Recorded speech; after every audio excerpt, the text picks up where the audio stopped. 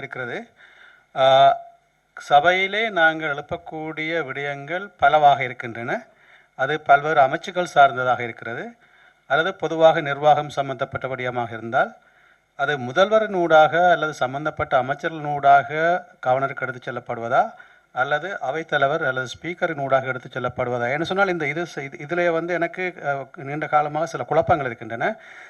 சிலவேளை அது அமைச்சர் எடுக்க வேண்டிய அல்லது முதலமைச்சர் எடுக்க வேண்டிய விடயங்களை நீங்கள் எடுக்கின்றீர்களா என்ற சந்தேகங்கள் எனக்கு பல தடவைகள் தோன்றியிருக்கின்றன.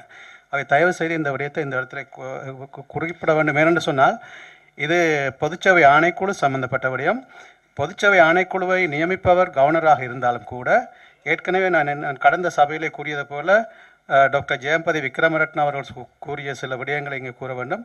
அதாவது ஆளுநருக்கும் முதல்வருக்கும் இடையில் இருக்கக்கூடிய உறவு நிலையை பொறுத்து முதல்வரோ அல்லது மாகாணத்தினுடைய அமைச்சர் சபையோ பெயர்களை பரிந்துரைக்கிறதுக்கான நிலைமை கூட இருக்கிறது. நாங்கள் அதாவது இந்த இதுக்கு யார் யாரை போட்டால் நல்லா இருக்குமென்னு சொல்லி.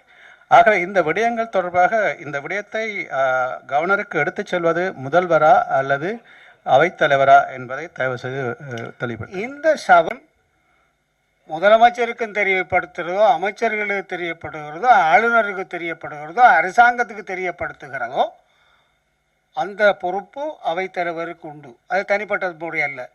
அது தேவை. இப்பொழுது அந்த விடயங்களில் நேரடியாக பேச்சுவார்த்தை நடத்துவது பேச்சுவார்த்தை அல்ல.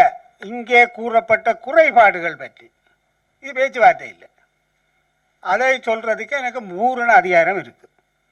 அது பிறகு இந்த சபைக்கு நான் தெரியப்படுத்துவேன். சபை சார்பு இப்போ ஏற்கனவே சொன்னான், சபைக்கு தெரியப்படுத்துவேன். இதிலே எந்த விதமான வட்டுப்பு கோத்துகளும் கிடையாது. அந்த போய் அவளோட பேசி கேட்கறது. இப்போ நாங்கள் முறைப்பாட்டு குழுவில் இருக்கிற சில விடயங்களை அவள் தெரியப்படுத்துகிறோம். சார்பிலே சபையின் தலைவர் என்ற முறையிலே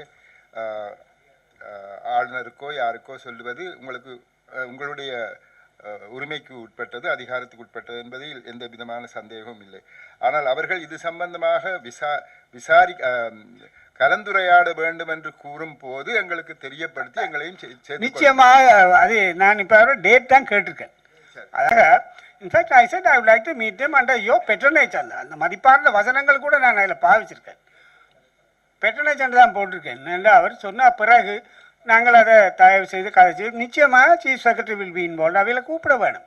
ஆனால் அவர் ஓமெண்டா பிறகு நாங்கள் அதை பற்றி தெரிவு செய்து அது செய்யலாம். என்ற நோக்கம் எங்களுக்கு சில பிரச்சனைகள் தீர்க்கப்பட வேணும். அதை நிச்சயமாக செய்ய. இப்பொழுது இந்த தேநீர் இடைவேளைக்காக ஒத்திவைப்பிற்காக இந்த குழு சபை நிலைக்கு மாறுகிறது.